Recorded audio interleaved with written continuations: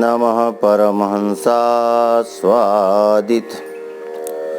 चरणकमलचिन्मकरन्दाय भक्तजनमानसनिवासाय श्रीलक्ष्मीनारायणाय कृष्णाय वासुदेवाय हरये परमात्मने प्रणतक्लेशनाशाय गोविन्दाय नमो नमः। मनोजं मारुततुल्यवेगं जितेन्द्रियं बुद्धिमतां वरिष्ठं वातात्मजं वानरयूथमुख्यं श्रीरामदूतं शरणं प्रपद्ये। लाल देह लालीलसे आरुधर लाल लंगूर वज्रदेह दानवदलन जय जय जय कपिसूर। वाञ्छाकल्पतरुभ्यश्च कृपासिन्धुभ्यैव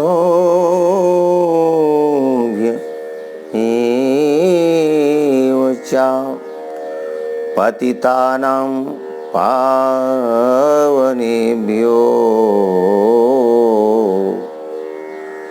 वैष्णवेभ्यो नमो नमः। वैष्णवेभ्यो नमो नमः। बोलिए सच्चिदानंद भगवान की जय। बाल कृष्ण लाल की जय।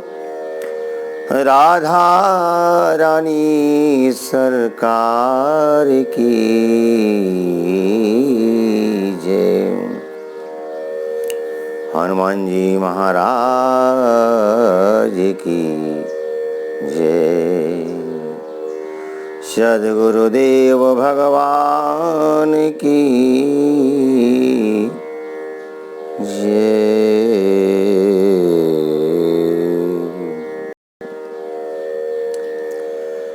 अनंत कोटि ब्रह्मांड नायक परात्पर जगदीश्वर अखिलेश्वर नंदनंदन भगवान श्याम सुंदर की वांगमयी प्रतिमूर्ति श्रीमद्भागवत महापुराण समुपस्थित श्रोताओं भगवत प्रेमियों, बहे सतसंग की गंगा अरे मन चल नहा आए, जिसे तू भूल बैठा है उसी से फिर मिला लाएं।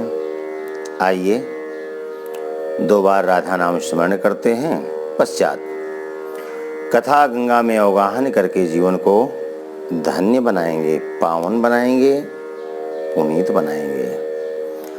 हमारो धन राधा श्री राधा श्री राधा, हमारो धन राधा श्री राधा श्री राधा, हमारो धन राधा राधा राधा राधा राधा, हमारो धन राधा श्री राधा श्री राधा, हमारो धन राधा श्री राधा श्री राधा, हमारो धन राधा श्री राधा श्री राधा परम धन राधा राधा राधा राधा राधा हमारो धन राधा राधा राधा राधा राधा हमारो धन राधा श्री राधा श्री राधा।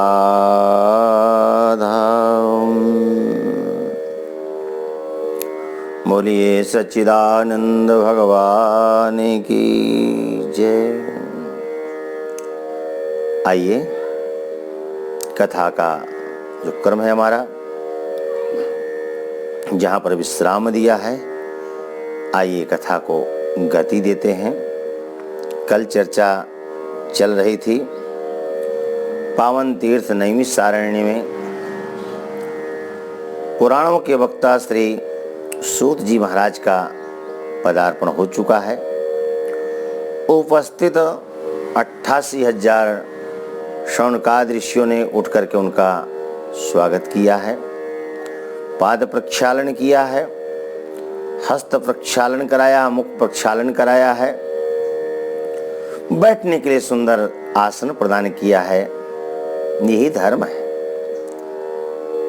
अपने से श्रेष्ठ ज्येष्ठ का सम्मान करना यह धर्म है। अब जो सूत जी महाराज आसनासीन हो गए तो ऋषियों में जो श्रेष्ठ ज्येष्ठ प्रमुख प्रधान और ऋग्वेदी शौनक जी हैं, खड़े हो गए और हाथों को जोड़ लिया। सूत मुनि ने शौनक जी से प्रश्न किया, समस्त संत अपने अपने आसन पर विराजमान हैं, आप हस्त कमल जोड़ करके खड़े क्यों हैं? ये सूत जी का बड़प्पन है और परस्पर ऐसा होना भी चाहिए। आप जिसका सम्मान करते हैं वो आपका सम्मान करें। एक पक्षीय सम्मान या प्रेम ये व्यवहार नहीं होता, नहीं चलता। परस्पर प्रेम होना चाहिए। ऋग्वेदी शौनक जी ने कहा, भगवान मैं भी बैठूंगा, आपका आदेश है, पर आपकी छवि देख करके तृप्ति नहीं हो रही है। सूत जी ने कहा, कोई खूबी? हाँ महाराज, आपका ज्ञान कैसा है मालूम है? सूत जी ने कहा, हम क्या बताएं हमारा ज्ञान कैसा है? शौनक जी का हम बताते हैं। किसी से कोई अपना कार्य बनाना हो, भौतिक जगत का कार्य हो या आध्यात्मिक जगत का कार्य हो, सीखिएगा। 88,000 ऋषियों के जो प्रमुख हैं, शौनक जी से सीखिएगा। हाथ जोड़ करके खड़े हैं और बड़े भाव से, बड़े प्रेम से,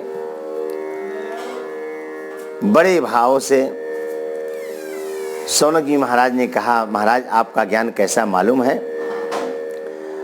सूत जी ने कहा, आप बताइए ना। शौनक जी ने बड़े प्रेम से कहा, सूत जी महाराज, अज्ञानध्वांत विध्वंस कोटि सूर्य सम प्रभो सूताख्याहि कथा सारम मम कर्ण रसायनम अज्ञानध्वांत विध्वंस कोटि सूर्य सम प्रभ सूताख्याहि कथा सारम मम कर्ण रसायनम। एक बात बताएं, पेड़ को हरा भरा रखना है तो पेड़ की डालियों को नहीं सींचिएगा, पेड़ की डालियों को सींचने की आवश्यकता भी नहीं है। आप चाहते हैं कि हमारा उद्यान, हमारा बगीचा, हमारा बाग हरा भरा हो, पुष्पों से खिला हुआ हो, सुंदर रमणीयता हो, वायु सुवासित हो। तो बाग को, उद्यान को, बगीचे को हरा भरा रखने के लिए डालियों पर जल डालने की जरूरत नहीं है। क्या करना पड़ेगा, क्या करना चाहिए, कैसे हरा भरा रहेगा? बोले वृक्षों की जड़ों में जल डालिएगा। जड़ में यदि जल पड़ेगा तो वृक्ष अपने आप हरा भरा रहेगा। यदि हरा भरा रखना चाहते हैं तो, और यदि आप चाहते हैं कि हमारा वृक्ष हरा भरा रहे और हम डालों पर ही, शाखाओं पर, तनों में ही पानी डालेंगे, तो आपके बगीचे को सूखने में ज्यादा समय नहीं लगेगा। बगीचे को सुंदर रखना है, जड़ पर जल डालिए, अपने आप बगीचा, अपने आप उद्यान हरा भरा होगा। मतलब मूल को पकड़ना चाहिए। मूल को छोड़ दिया तो आप निर्मूल हो जाएंगे, आप उखड़ जाएंगे, आपको बर्बाद होने में समय नहीं लगेगा। नहीं, समाज में ऐसा देखने को मिलता है। यदि तनी की भी धन आ गया, ये कमाई अपनी स्वतंत्र शुरू हो गई, तो सबसे पहले वो कमाने वाला अपने मूल को भुलाता है। और परिणति ये होती है कि मूल को भुलाने के कारण बहुत ही जल्दी उसकी गर्मी शांत हो जाती है। वो अपने पूर्व रूप में आ जाता है, जहां से शुरू हुआ था वहीं लौटकर आ जाता है। मूल को मत छोड़िएगा, निर्मूल हो जाएंगे। मतलब हमारा क्या है कहने का? आशय हमारा यह है, मतलब यह है कि आजकल हम लोग कथाओं को भी खिलवाड़ बना दिए हैं, आध्यात्म जगत को भी खिलवाड़ बना दिया है हमने, व्यापार का जरिया बना लिया है। अरे भगवत चर्चा करेंगे, भगवत स्मरण करेंगे तो भगवान तो पहले ही डिम डिम घोष कर रहे हैं, योगक्षेमम वहाम्य हम। योगक्षेम की चिंता करना मेरा काम है, आप तो अपना कार्य करिए। तो अपने आप को कर्ता अहमिति मन्यते, इस भाव को हटाइए और मूल का सेवन करिए। शक्ति प्रदर्शन का विषय नहीं है, अध्यात्म अमल करने का विषय है, चिंतन करने का विषय है। एक समय था जब बड़े बड़े विद्वान लोग बैठ करके शास्त्रार्थ करते थे, शास्त्र की चर्चा करते थे, एक दूसरे से बहस करते थे, हाँ, शास्त्र के मूल रूप को प्रकट करते थे। आज तो बस अर्थ मिल जाए हो गई कथा। नहीं, अर्थ ही अनर्थ का मूल है। यदि कैकेयी अम्बा के अंदर अर्थ की भावना नहीं होती तो सच में अवध में अनर्थ नहीं होता। मेरा पुत्र राजपद पर अभिषिक्त हो और राजा बने, अनर्थ हो गया। और जब अर्थ पर यह चित्त केंद्रित हुआ अथवा बुद्धि केंद्रित हुई, तब ब्रह्म दृष्टि से दूर चला गया, अनर्थ हो गया। पास रहता हुआ ब्रह्म दूर चला गया। लेकिन जब उस भक्त ने, उस पुत्र ने अथवा उस भाई ने, कैकेयी के पुत्र ने, राघव के भक्त ने और रघुवर के अनुज ने, भाई ने जब अर्थ पर प्रहार किया तो ब्रह्म का साक्षात्कार हो गया। और भरत को ही साक्षात्कार नहीं हुआ, मां कैकेयी को भी ब्रह्म का दर्शन हुआ। अर्थ धर्म नहीं काम रुचि, गति न चहूं निर्वाण। जन्म जन्म रति राम पद, यह वरदान न आन। अर्थ नहीं चाहिए, अर्थ नहीं चाहिए, धर्म नहीं चाहिए। ऐसा धर्म किस मतलब का कि पास रहता हुआ ब्रह्म भी रूठ करके, नाराज हो करके, या भक्त को सबक सिखाने के लिए दूर चला जाए। अनेकों भाव हैं इसमें। अर्थ धर्म नहीं काम रुचि, काम पर मेरी कोई रुचि नहीं है, मोक्ष की भी तमन्ना नहीं है। यदि कुछ देना ही चाहते हैं, हे तीर्थराज प्रयाग, हे गंगा यमुना सरस्वती, तो जन्म जन्म रति राम पद, यह वरदान न आन। कैकेयी ने मूल को छोड़ा तो ब्रह्म दूर चला गया। भरत जी ने मूल को अपनाया, दूर रहता हुआ ब्रह्म निकट आ गया। मूल को नहीं छोड़िएगा। थोड़ी सा स्वरूप मिल जाए, थोड़ी सा धन मिल जाए, इतराने की जरूरत नहीं है। हमारी दृष्टि में दुनिया अंधी हो सकती है, दुनिया विक्षिप्त हो सकती है। हमारी दृष्टि में हो सकता है हम ही अन्न खाते हों, दूसरा शायद पत्थर खाता हो। ये सोच हमारी हो सकती है, दूसरे की नहीं। इसको अपने दायरे तक ही रखना है। मूल मूल मूल को सींचिएगा। यदि वृक्ष को हरा भरा देखना चाहते हैं, यदि परिवार को हरा भरा देखना चाहते हैं, यदि पड़ोस को हरा भरा देखना चाहते हैं, यदि नगर को, गांव को, जिले को, प्रदेश को, देश को, तो मूल को सींचिएगा, मूल का सेवन करिएगा। आशय मेरा यह कि जब हम किसी ग्रंथ को लेकर के बैठते हैं, यदि उसके मूल पर चलते हैं, मूल को पकड़ चलते हैं, चाहे वो हिंदी भाषा में हो, चाहे वो संस्कृत भाषा में देववाणी में हो, मूल को लेकर के चलते हैं तो फल अनुकूल मिलता है। आज भी सतयुग है, कलयुग है पर सतयुग है।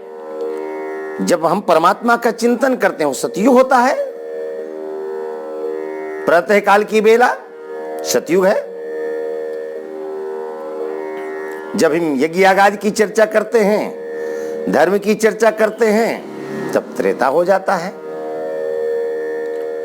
आज जब द्वापर में आ जाते हैं, दोपहर की दूसरी बेला निकल जाती है, यानी मिली जुली भाषा आ जाती है। यज्ञ का भी चिंतन है, ओंकार का भी स्मरण है, व्यवहार जगत का भी बोध है। लेकिन जब केवल विवाद में ही आते हैं, रात्रि आ जाती है, तो कलयुग आ जाता है। तो आज अभी भी सतोगुण है, आज भी सतयुग है, चारों युग आज भी हैं। ये हमारी मानसिकता पर केंद्रित करता है।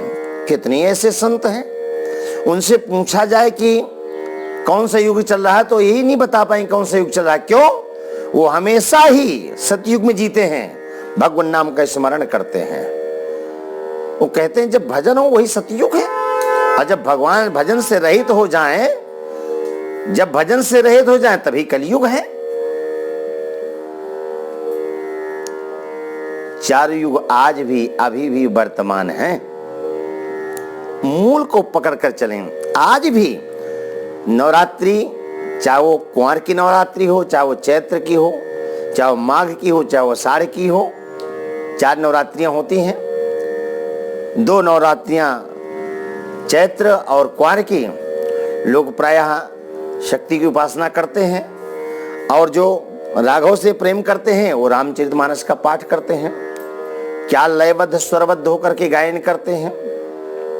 तो एक गाता है तो 10 लोग बैठ के सुनते हैं, गुटका लेकर, मूल गुटका लेकर के बैठते हैं, मूल ग्रंथ लेकर बैठते हैं। भागवत के अष्टोत्तर शास्त्र पाठ होते हैं, एक विद्वान पाठ कराता है, अन्य विद्वान साथ में पाठ करते हैं और श्रोता भी ग्रंथ लेकर बैठते हैं। यही परंपरा रही है। कथा सुनने का सुख तो तब है जब वक्ता कथा करें और श्रोता ग्रंथ लेकर के, जिस ग्रंथ की कथा चल रही है उस ग्रंथ को लेकर के बैठें। यदि उसमें ग्रंथ को नहीं समाहित किया जाता उस कथा में, यदि राम कथा है तो रामायण की चौपाइयों का गायन नहीं होता, यदि भागवत जी की कथा होती भागवत के श्लोकों का गायन नहीं होता, गीता जी की कथा हो रही है गीता के श्लोक गायन नहीं हो रहा, तो प्रधान वक्ता को आप टोके रोके। ये नौटंकी करने के लिए नहीं है। धर्म का आचरण करना सबके लिए नियम है, सबको धर्म आचरण करना चाहिए और मूल को लेकर के चलना चाहिए। थोड़ी ही चर्चा करिए पर जो हो वो प्रामाणिक हो, श्लोकबद्ध हो। यदि कथा में श्लोक गायन नहीं है तो प्रमाण नहीं है, वो आपके अपने उद्गार हो सकते हैं, सत्संग हो सकता है, पर कथा को प्रामाणिक सिद्ध करने के लिए मूल का गायन होना चाहिए और दृष्टा बन करके ही नहीं, मात्र श्रोता बन करके ही नहीं बैठना चाहिए, उसका ग्राहक बनकर बैठना चाहिए, उसका धारक बनकर के बैठना चाहिए और बैठ करके बड़े प्रेम के साथ में श्रवण करना चाहिए। और श्रवण ये नहीं कि कहानी कैसे चल रही है, नहीं, शब्द ब्रह्म, वो ब्रह्म कैसा है, बोले शब्द ब्रह्म, शब्द रूप है और शब्द ब्रह्म का ध्यान करते हुए कथा रस का पान करना चाहिए। शौनक आदि ऋषियों में श्रेष्ठ जो शौनक जी हैं, हाथ जोड़कर खड़े हो गए और प्रणाम किया, महाराज आपका ज्ञान कैसा है। सूत जी ने कहा आप ही बोलिए ना।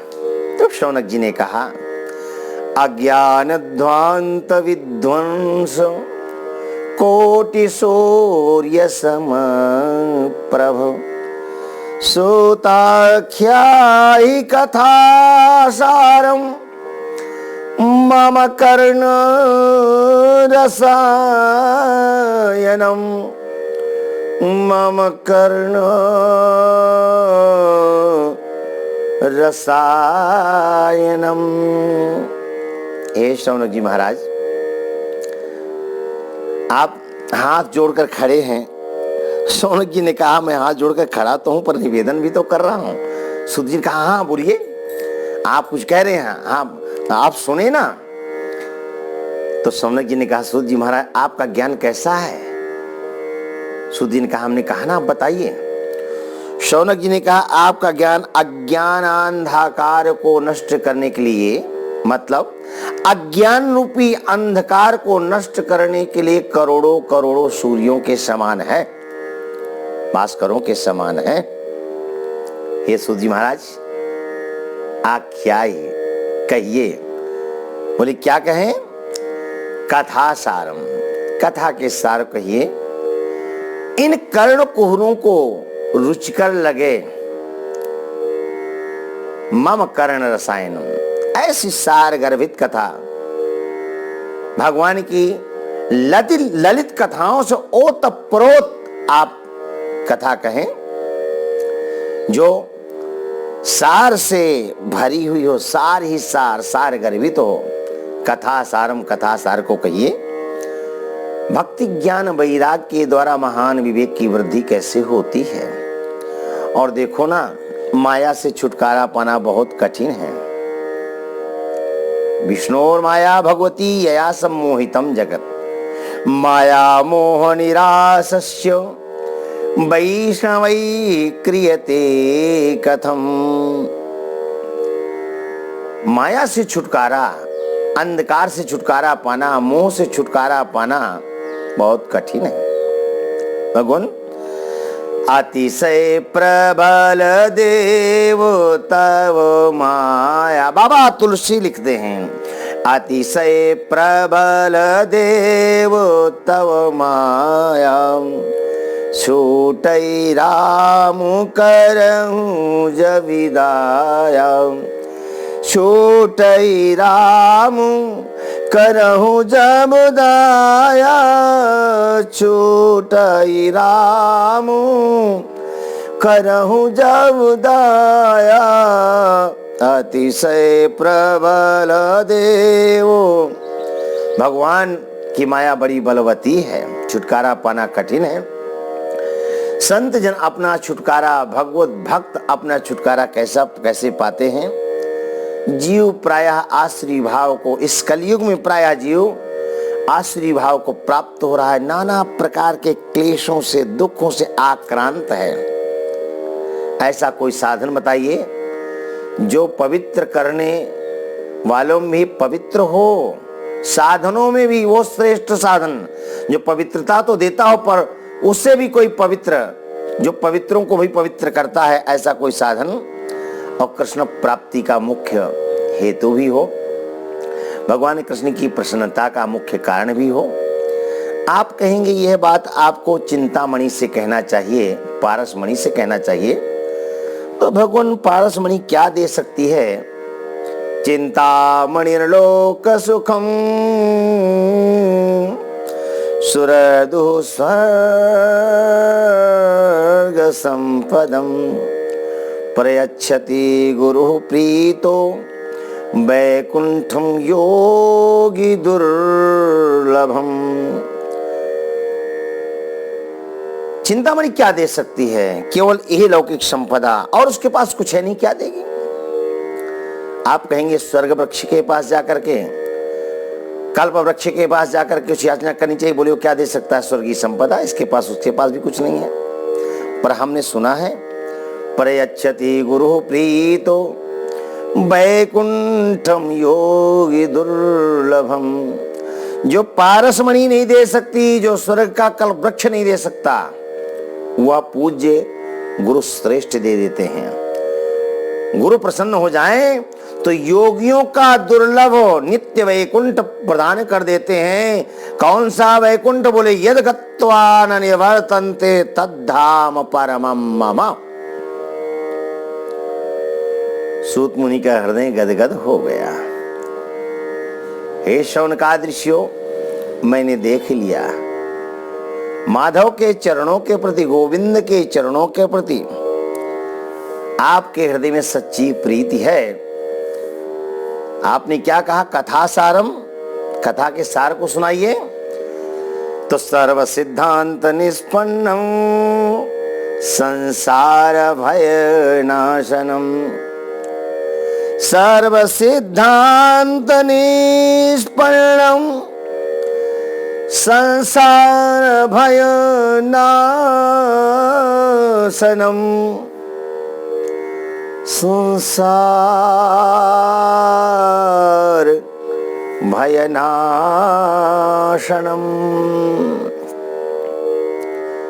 आप अन्यथा नहीं लीजिएगा, मेरी आदत है, मैं कथा कम श्लोकों का गायन ज्यादा करना पसंद करता हूँ। भागवत के श्लोक मेरे प्राण हैं, मेरा जीवन है। ऐसा नहीं कि कथा में बैठकर, व्यास गद्दी में बैठ करके मैं श्लोकों का गायन करता हूँ। मेरी चर्या में है, मैं घर में भी रहता हूँ तो कभी रामचरितमानस की चौपाइयों का गायन करता हूँ, तो कभी भागवत के श्लोकों का गायन करता हूँ, कभी गीता के श्लोकों का गायन करता हूँ। मुझे माफ करिएगा, मैंने कल भी चर्चा किया था, आज भी चर्चा करूंगा। कोरोना महामारी के कारण अन्यान्य देशों के साथ साथ हमारे भारत देश में भी हमारे राष्ट्र के प्रधानमंत्री ने लॉकडाउन लागू किया। इस बीमारी से बहुत आहत था। मैं परमात्मा से प्रार्थना करता था, हे परमात्मा, भारतीय जनों का अथवा विश्व के लोगों का आप अनिष्ट नहीं करना, मंगल ही मंगल करना। जितना ही इस महामारी को लेकर मैं आहत था, उतना ही ज्यादा इस बीमारी से मैं आह्लादित भी था। आहत इसलिए था कि परमात्मा तेज सृष्टि में किसी का अमंगल ना हो, मंगल हो। अमंगलों को लेकर आहत था, मंगल की कामना करता था। और आह्लादित इसलिए था कि जब तक ये लॉकडाउन रहेगा तो कम से कम एकांत में बैठ करके प्रभु का भजन तो करूंगा, भागवत का मूल पाठ तो करूंगा, रामचरितमानस की चौपाइयों का गायन तो करूंगा। और सच में मेरे ये 2 महीना केवल भगवत आराधन में निकल गया। रात्रि में 3:30 से 3:45 के बीच में बिस्तर छोड़ता हूं और रात्रि के 11:30 बजे तक विश्राम करने जाता हूं। और संसार के लोग तो अपनी तरफ आकर्षण करना चाहते हैं और मुझे सुंदर एकांत मिला। मैंने कहा चलो जीवन को सार्थक किया जाए, क्या पता कोरोना हम पर ही आ जाए और यात्रा हो जाए, तो कम से कम जितना जीवन है जीवन को तो मैं साधना में बना दूं। तो ठाकुर की सेवा में तन्मय रहता था, भगवत सेवा में संलग्न रहता। आज भी मेरी चर्या वो ही चल रही है। हाँ, ये जो मैं कथा कर रहा हूं ये मैं अपना समझ करके उसकी तारीफ नहीं करना चाहता, प्रशंसा नहीं करना चाहता, लेकिन जरूर कहूंगा इस कथा के पीछे मेरे पुत्र का बड़ा सहयोग है। बड़े बड़े उपक्रम उसने किए और पत्नी का भरपूर सहयोग रहा। आप कथा करिए, जब आप कथावाचक हैं तो समय को अपने सार्थक करिए। तो मेरे पुत्र का पूर्ण सहयोग, जब तक मैं कथा करता हूं चातकवत मेरी तरफ दृष्टिपात करके वो कथा सुनता है और रिकॉर्डिंग करता है। अज्ञान ध्वांत विध्वंस कोटि सूर्य सम प्रभो सोताख्यायि कथा सारम मम कर्ण रसायनम मम कर्ण रसायनम। पहले प्रशंसा किया, ज्ञान की महिमा का सुंदर वर्णन किया। आपका ज्ञान कैसा है, कथा के सार को कहिए। जीव आश्री भाव को प्राप्त हो रहा है, नाना प्रकार के क्लेशों से आक्रांत है, ऐसा कोई साधन बताइए जो मन को पवित्र करने वाला हो, कृष्ण प्राप्ति कराने वाला हो। चिंतामणि क्या दे सकती है, स्वर्ग का कल्पवृक्ष क्या दे सकता है। यदि कोई देने में सामर्थ्यवान है तो गुरु हैं और आप हमारे लिए गुरु के रूप में पधारे हैं। सूत मुनि का हृदय गदगद हो गया और शौनकादि ऋषियों को संबोधित करते हुए कहा, मैंने देख लिया कान्हा के चरणों के प्रति आपके हृदय में अनुराग है, तो सर्व सिद्धांत निष्पन्नम संसार भयनाशनम। समस्त शास्त्रों के पुराणों के सार को कहूंगा। सार कैसा होगा? बोले संसार भय नाशनम, संसार के भय का नाश करने वाला होगा।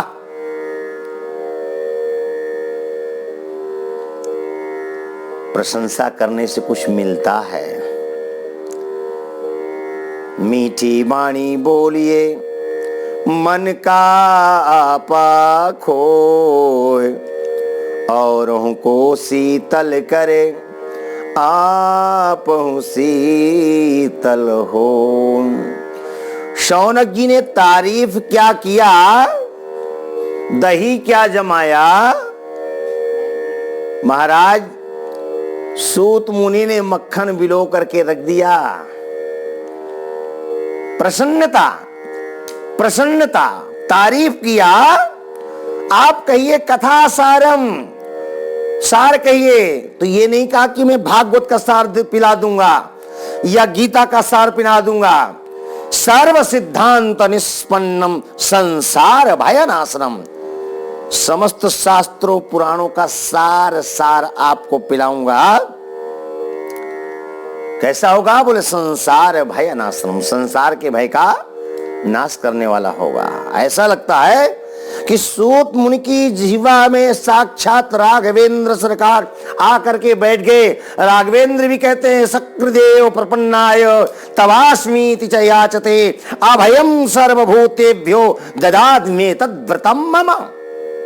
अभयम सर्वभूतेभ्यो, अभयम सर्वब्राह्मणेभ्यो नैव सर्वक्षत्रिभ्यो नैव।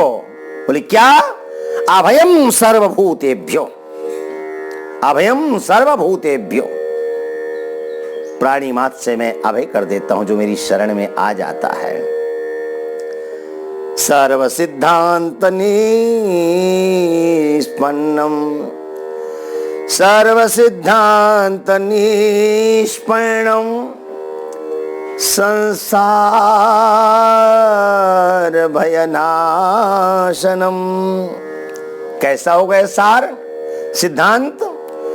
बोले भक्ति का वर्धन करने वाला होगा, कृष्ण की प्रसन्नता का मुख्य हेतु होगा, लेकिन आपको कुछ करना होगा। बोले क्या?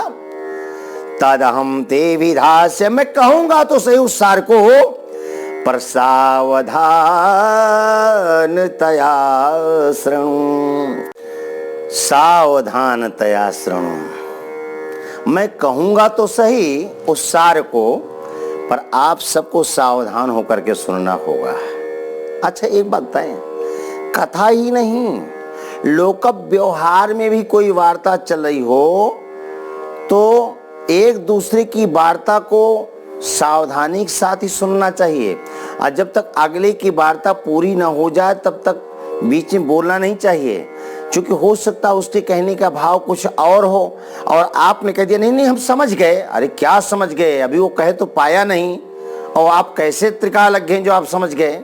कहीं अर्थ का अनर्थ नहीं कर डालना, कहीं उसकी लुटिया नहीं डुबो देना, कहीं उसको बुरा नहीं बना देना, कहीं उसको कलंकित नहीं कर देना। इसलिए मेरे भाई, जब किसी से वार्ता हो तो पहले आइए तो आप बोल लीजिए, या फिर जो आपके सम्मुख है पहले वो बोल रहा है तो उसकी पूरी वार्ता सुनिए, और फिर आप अपने विचार रखिए। व्यवहार ये कहता है। तो सूत मुनि कहते हैं शौनकादृश्यो तदहम ते विधास्यामि सावधानतया शृणु। सावधान होकर के सुनना होगा। काल व्याल मुख ग्रास त्रास निर्णास हे तवेन जन्मांतरे श्रीमद्भागवतं शास्त्रं कलौकीरेण भासितम्।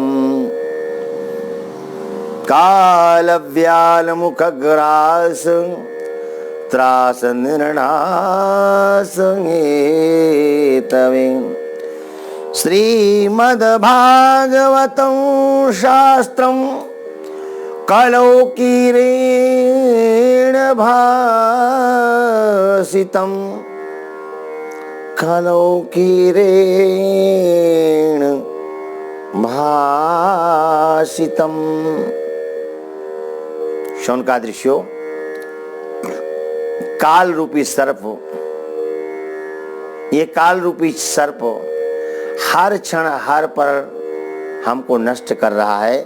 काल व्याल मुखग्रास त्रास निर्णास हेतुवे। काल रूपी सर्प से छुटकारा पाने के लिए, छुटकारा दिलाने के लिए भगवान सुखदेव ने भागवत रूपी शास्त्र की कथा कही है। इससे बढ़कर के मन की शुद्धि के लिए दूसरा कोई साधन नहीं हो सकता है। अच्छा, कई कई जगह लोग ये प्रश्न किया करते हैं कि भागवत को पुराण कहा जाए या शास्त्र कहा जाए या वेद कहा जाए।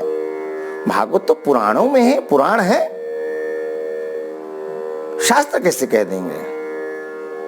और भागवत जब पुराण है तो फिर वेद कैसे कह देंगे? नहीं, भागवत को आप शास्त्र कहिए, अतिशयोक्ति नहीं होगी। भागवत को आप वेद कहेंगे, अतिशयोक्ति नहीं होगी। और भागवत पुराण तो है ही है। श्रीमद्भागवत महापुराण तिलकम श्रीमद्भागवत महापुराण तिलकम यद वैष्णवानां धनम। भागवत पुराण ही नहीं, पुराणों का तिलक है, सिरमौर है, मुकुट है। पुराण कहिए और भागवत शास्त्र है। श्रीमद्भागवतम शास्त्रम कलौ कीरेण भाषितम। भागवत शास्त्र है। शास्त्र भी कहें तो अतिशयोक्ति नहीं होगी। भागवत पुराण है, भागवत शास्त्र है, भागवत वेद है। वेदोपनिषदाम सारा जाता भागवती कथा। भागवत क्या है? वेद है। वेद की ऋचाएं हैं इसमें, अपौरुषेय है, अनादि है, हाँ, सबका तिलक है। मन की शुद्धि के लिए इससे बढ़कर के दूसरा कोई साधन हो नहीं सकता है। पर इसकी प्राप्ति कब होती है? जन्मांतरे भवेत पुण्यम तदा भागवतम लभेत। जब जन्म जन्मांतरों के पुण्यों का उदय होता है तब भागवत की कथा सुनने को प्राप्त होती है। यदि आप कथा को सुन रहे हैं तो समझ जाइए कि यह आपके एक जन्म के पुण्य का फल नहीं, अनंत जन्मों के पुण्यों का फल है। अच्छा, एक बात और बताएं, भागवत पढ़ने में उसी का मन लगेगा जिस पर भागवत भगवान की कृपा होगी। कथा करना बहुत सरल बात है। कथा करके आए, ग्रंथ को ढक दिए। ग्रंथ कब खुला? जब दूसरी कथा शुरू हुई तब। पर बड़भागी वो हैं जो कथा भी करते हैं और 12 महीना जो भागवत का मूल पारायण करते हैं। भागवत का मूल कई विद्वानों का नियम है कि जब तक वो भागवत के 11 अध्यायों का पाठ नहीं कर लेंगे तब तक पानी नहीं पीते, जलपान नहीं करते हैं। ऐसे हमारे अनेक विद्वान, ऐसे हमारे अनेक संत, ऐसे हमारे अनेक मित्र हैं। हमारे कई ऐसे मित्र हैं, पूज्य धर्म संघ वाले गुरु जी के शिष्य, जब तक वो लोग रुद्राभिषेक नहीं कर लेते हैं तब तक जलपान नहीं करते हैं। अब मैं नाम किसका किसका बताऊं? आपका बड़भाग होगा तो आप एक दिन दर्शन जरूर पा जाएंगे, दर्शन जरूर कर लेंगे। बाहरी जगत में देखेंगे उनको तो उनका जैसे फकीर कोई दिखेगा नहीं आपको, बिल्कुल सामान्य जीवन। और अंदर जब जाएंगे तो उनका जैसा साधक शायद कोई मिलेगा। और धन में भी किसी प्रकार कमी नहीं, क्योंकि भागवत कल्पवृक्ष है, निगम कल्पतरोर गलितम फलम। हाँ, वेद का पका हुआ फल है। और जो इसका आश्रय ले लेंगे वो कभी निर्धन हो सकते हैं क्या? नहीं।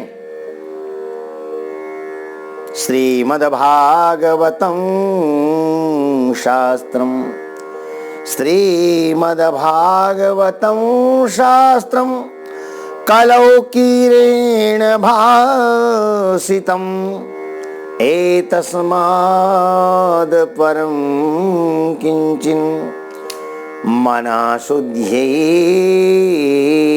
न विद्यते। जब जन्म जन्मांतरों के पुण्यों का उदय होता है। एक मैं आपको आख्यान सुना रहा हूं। ये बात सूत जी कह रहे हैं शौनकादि ऋषियों से। एक समय की बात है, परीक्षित जी को साप लगा। समीक पुत्र शंगी ने साप दिया। 7वें दिन तक्षक सर्प डंस मारेगा, मृत्यु होगी आपकी। उनको वैराग्य हुआ। जब ये बात ज्ञात हुई, राजपाट का त्याग करके पुत्र जनेमेजय का राज्याभिषेक कर गंगा के तट पर आ गए। बड़े बड़े संतों का पदार्पण हुआ, समाधान नहीं निकल रहा था। सुखदेव स्वामी का पदार्पण हुआ, सबने उठ करके स्वागत किया। और पूर्व उपस्थित संतों ने कहा, परीक्षित, साक्षात कामधेनु गैया आ गई है, जो चाहे आप दोहन कर लें, सारा समाधान है। सुखदेव जी को वंदन किया, प्रणाम किया। सुखदेव जी आसनासीन हुए और सुंदर कथा प्रारंभ हुई। परीक्षित ने अपना दुख निवेदित किया, अपनी प्रार्थना निवेदित की और कथा का प्रारंभ हुआ। उसी समय देवता लोग भी अमृत कलश लेकर के आ गए। सब लोगों ने आकर के शुकम नत्वा वदन सर्वे स्वकार्य कुशलासुरा, सब लोगों ने प्रणाम किया। देवता लोग कार्य में चतुर होते थे, यहां भी चतुराई परिचय दिया। अमृत कलश लेकर आए थे, निवेदन किया आप परीक्षित को पिलाकर अमर करिए और आप इसके बदले में एवं विनिमये जाते सुधा राज्ञा प्रपीयताम, राजा को आप अमृत पिलाइए और हम सबको आप प्रपास्यामो वयम सर्वे श्रीमद् भागवतामृतम, आप हमें भागवतामृत का दान करिए। भगवान सुखदेव ने कहा राम राम राम राम राम राम राम। विशुद्ध भागवत धर्म की चर्चा चल रही थी, गायन हो रहा था, पर व्यापारी आ गए। विशुद्ध भागवत धर्म की कथा के मध्य में विशुद्ध व्यापारी आ गए। स्वकार्य कुशलासुरा। सुखदेव स्वामी ने कहा ये क्या हुआ? एवं विनिमये जाते सुधारज्ञा प्रपीयताम। क्या देवता लोग ऐसा निवेदन नहीं करते तो क्या कथा नहीं सुनने को पाते? पर ये इनकी अज्ञानता है। जैसे अन्य श्रोता आकर के बैठ करके कथा रसपान करने के लिए आतुर हो रहे थे, देवताओं को भी आकर के बैठना चाहिए था, लेकिन अनाधिकारी निकले। क्यों? भागवत के साथ में सुधा की तुलना कर रहे हैं, यानी भागवत की महिमा को जाना नहीं। क्वा सुधा क्वा कथा लोके क्वा काच क्वा मणिर्महान ब्रह्मरातो विचार्यैवं तदा देवं जहासहं। क्वा सुधा क्वा कथा लोके, इस श्लोक में कहां अमृत और कहां कथा? कभी कथा की बराबरी सुधा यानी अमृत कर सकता है क्या? मणि की बराबरी कभी कांच कर सकता है क्या? नहीं। देवताओं को अनाधिकारी जाना भगवान सुखदेव ने। ब्रह्मरातो विचार्यैवं तदा देवान् जहासा, उपहास कर दिया भगवान सुखदेव ने। भागवत की कथा से वंचित रह गए और मात्र 7 दिन के श्रवण से परीक्षित को मोक्ष मिल गया।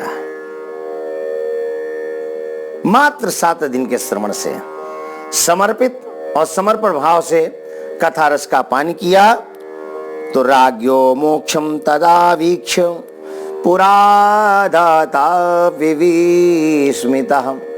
परीक्षित मोक्ष को प्राप्त होते हैं। विधाता ब्रह्मा को जब बात ज्ञात होती है तो विस्मय को प्राप्त होते हैं, आश्चर्य को प्राप्त होते हैं। उनको मोक्ष प्राप्त होता है, इनको विस्मय प्राप्त होता है। पर आइए, क्वा सुधा क्वा कथा लोके क्वा काच क्वा मणिर्महान। क्वा सुधा का अमृत, कहां देवामृत और कहां कथामृत। आइए देवामृत के साथ में कथामृत की तुलना करते हैं, कथामृत के साथ देवामृत की तुलना करते हैं। देवामृत का वैशिष्ट्य क्या है, कथामृत का वैशिष्ट्य क्या है? देवामृत का वैशिष्ट्य यह है कि जो देवामृत का पान करते हैं वो अमर हो जाते हैं, प्रमाण है। और कथा को, भागवतामृत को जो सुनते हैं, परीक्षित प्रमाण है, मृत्यु को प्राप्त हो गए, मर गए। देवामृत पान करने से अमृत की प्राप्ति होती है। अब भागवतामृत के पान करने से मृत्यु की, बोले नहीं। देवामृत के पान करने से अमृत की प्राप्ति होती है, तो भागवतामृत के पान करने से अभयत्व की प्राप्ति होती है। देवता लोग अमृत पान तो करते हैं, पर हमेशा भयभीत रहते हैं, कहीं दैत्य आक्रमण नहीं कर दे। स्वर्गलोक में जब देखो तब भयभीत रहते हैं। लेकिन भागवतामृत का वैशिष्ट्य क्या है? शरीर तो नष्ट होता है, पर जीव अभयत्व को प्राप्त होता, अभय को प्राप्त होता है। भय नहीं रह जाता है। 7वां दिन होता है जीवन का, परीक्षित का, और सुखदेव स्वामी कहते हैं क्या तुम मरोगे? बोले मैं क्यों मरूंगा, मैं क्यों मरूंगा, शरीर का मरना होता है। मैं तो चिन्मय आत्मा हूं, शाश्वत आत्मा हूं, अविनाशी आत्मा हूं, पुराण आत्मा हूं, मेरा मरण नहीं होता, ये तो शरीर का आना जाना लगा होता है। बड़े निर्भीक भाव से परीक्षित ने कहा मैं नहीं, शरीर मरेगा। देवामृत और कथामृत, देवामृत पान करने वाला अमर तो होता है पर अभय नहीं होता है, और कथा पान करने वाला मरता तो है पर अभयत्व को प्राप्त होता है। देवामृत और कथामृत में अंतर क्या है? देवामृत समुद्र मंथन से प्रकट होता है और भागवतामृत संतों के हृदय से प्रकट होता है। देवामृत समुद्र से प्रकट होता है, और जब देवामृत प्रकट होता है तो प्रकट होने से पहले देव और असुर लड़ते हैं, और जब अमृत प्रकट हो जाता है तो आपस में असुर लोग लड़ने लग जाते हैं। धन्वंतरी भगवान के हाथ से अमृत कलश छीन लेते हैं और वो कहता मैं पीऊंगा, पहले कहता मैं पीऊंगा, अहम पूर्वम न त्वम इति प्रभो। लड़ मरते हैं आपस में।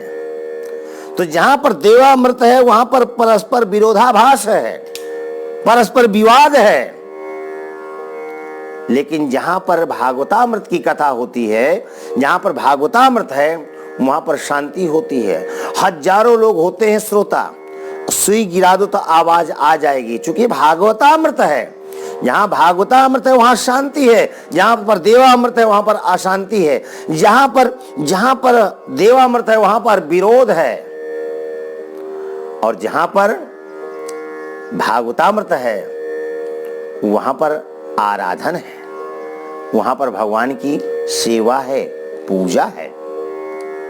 देवामृत और कथामृत में अंतर क्या है?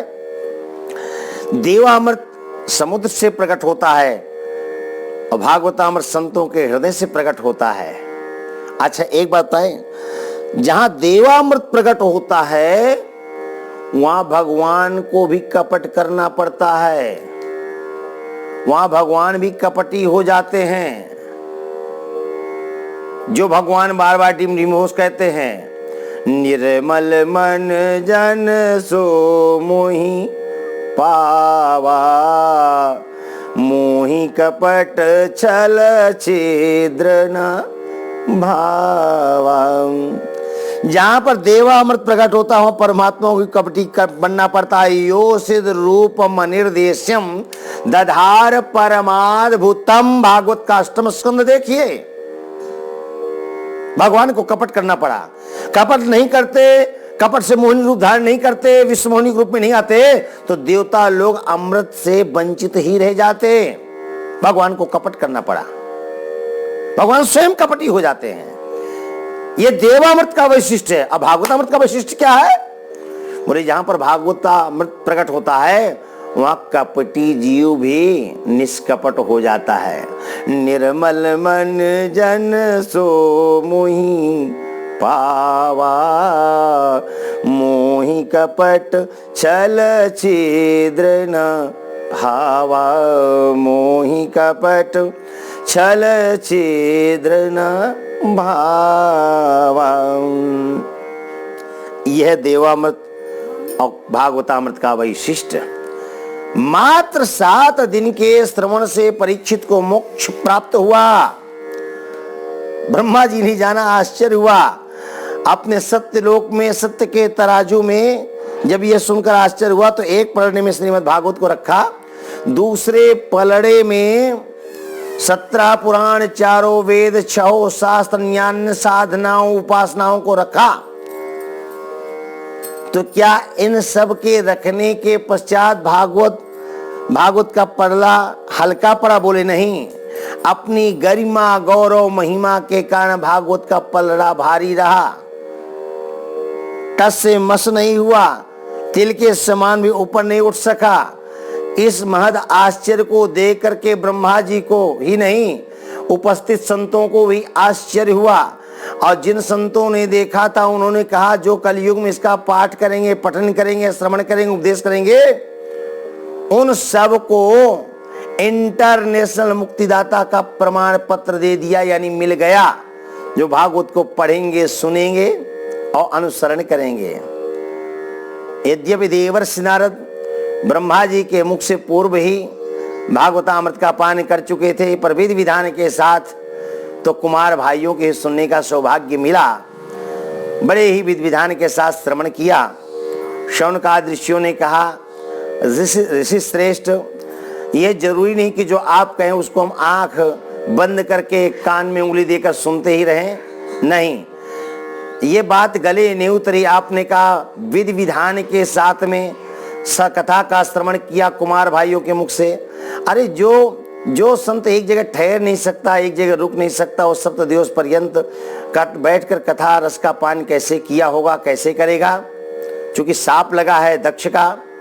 शौनक जी ने कहा, महाराज ये हमारा निवेदन है कि आप इस कथा को ढंग से समझाइए। सूत मुनि ने कहा, बात यह समय आज का पूरा हो गया है और कल सुबह आपको पुनः इसी वेला में सुनाएंगे। तब तक ले आप लोग बैठकर भजन करिए, कीर्तन करिए। आज की वाणी को यहीं पर विश्राम। गोविंद जय जय गोपाल जय जय।